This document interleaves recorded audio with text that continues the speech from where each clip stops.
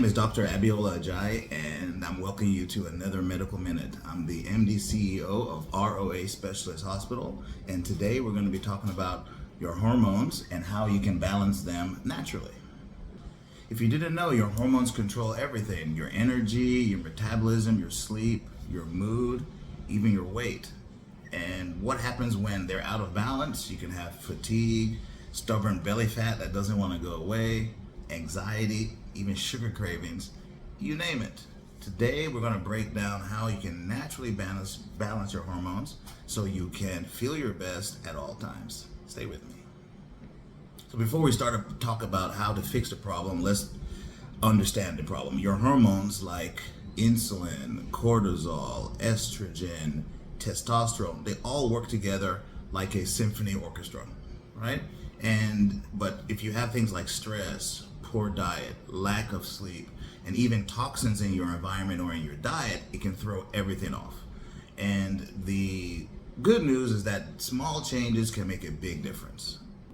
So step one, the most important step, is to balance your blood sugar. And if your blood sugar is up and down all day, your insulin goes crazy, and that throws off everything.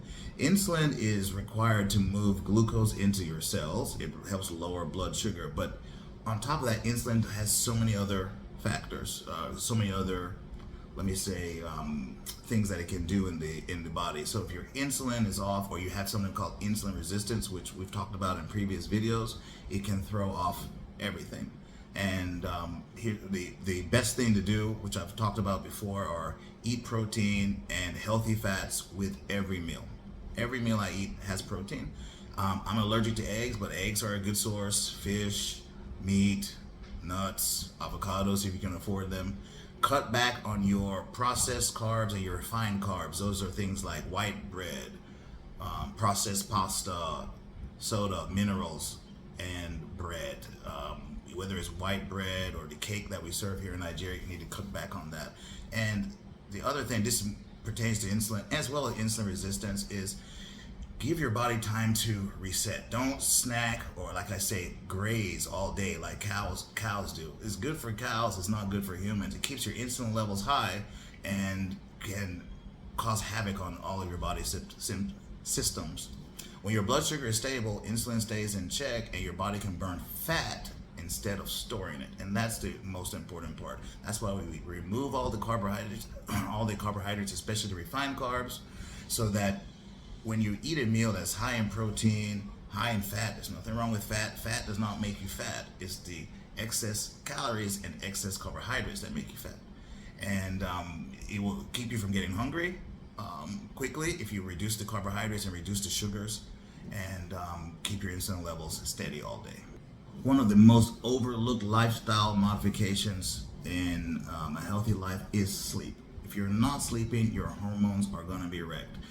Plain and simple. Poor sleep raises a hormone called cortisol, which is a stress hormone, which leads to weight gains and cravings. You also, if you're trying to gain weight for muscle, if you're trying to lose weight because you're fat, if you do not get adequate sleep, it's just going to make it that much harder for your body. There's no bodybuilder that doesn't understand the secret of sleep. During your sleep is when your body recovers, repairs, burns fat, does so many other things, and you want to not play with your sleep. 7 to 8 hours during the day should be your target. Try and turn off screens, no ultraviolet light, no TV before bed. That reduces the activity in your brain and allows you to sleep. Something I engage in almost every night is deep breathing and meditation or prayer. That helps reduce stress. And when you're exercising, trying to exercise smart. Too much cardio can raise that cortisol level, the stress hormone. So you want to keep that under control. But the best type of working out is strength training, muscle building with weight. Muscles are a metabolic savior, and muscles is like a cheat code for the fountain of youth. The more muscle you have, the better your metabolism, the better you feel, and the better for your hormones. When your hormones are under control, especially cortisol, it's easier for your body to actually heal and balance other parts of your metabolism. Another next very important topic is diet. Your body needs the right nutrients to make hormones. And things like zinc, potassium, sodium, magnesium, these are all extremely important minerals and vitamins that can help balance your hormones. Every process, every enzymatic process in your body requires zinc, potassium, different types of essential nutrients. And if you're not getting that from your diet, then you're really doing yourself a disservice. So you want to look at things like healthy fats, which are like coconut oil. I cook with coconut oil, butter, or olive oil. Don't touch any of the seed oils. And I think we'll do a whole video on seed oils later on. Nuts, fatty fish, those are good. Magnesium is extremely important. I take it every day, but some magnesium rich foods are leafy greens like salads, dark chocolate in moderation, and as well as different seeds. And if you ever see the term cruciferous vegetables, we're just talking about things like broccoli, cabbage, cauliflower. All those things can help you not only detox, but reduce excess estrogen.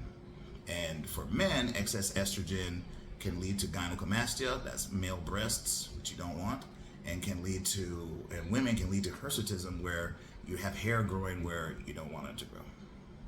Two other hormones, or let me say nutrients, that are essential for your hormonal balance: zinc and vitamin D. I also take those every day, and they're especially important for testosterone balance. So if you want to be a man with good erection function, no erectile dysfunction, want to be able to keep muscle and burn fat, you're going to need a good balance of zinc and vitamin D in your diet. As well as vitamin D is implicated in your mood. So those that are vitamin D deficient tend to have depression and or anxiety, and it's well documented that low vitamin D levels can lead to those.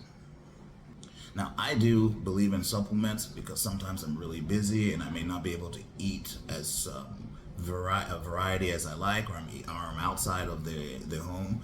But you don't have to buy expensive supplements. You don't have to buy expensive blood tonics if you're just able to incorporate some of these meals, some of these different things in your meals, and just eat the right foods consistently.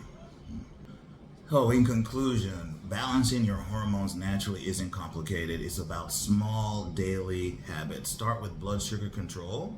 Eat the right foods, your body will do the rest. And I'm saying avoid those processed foods, avoid the cakes, avoid the cookies, avoid the minerals.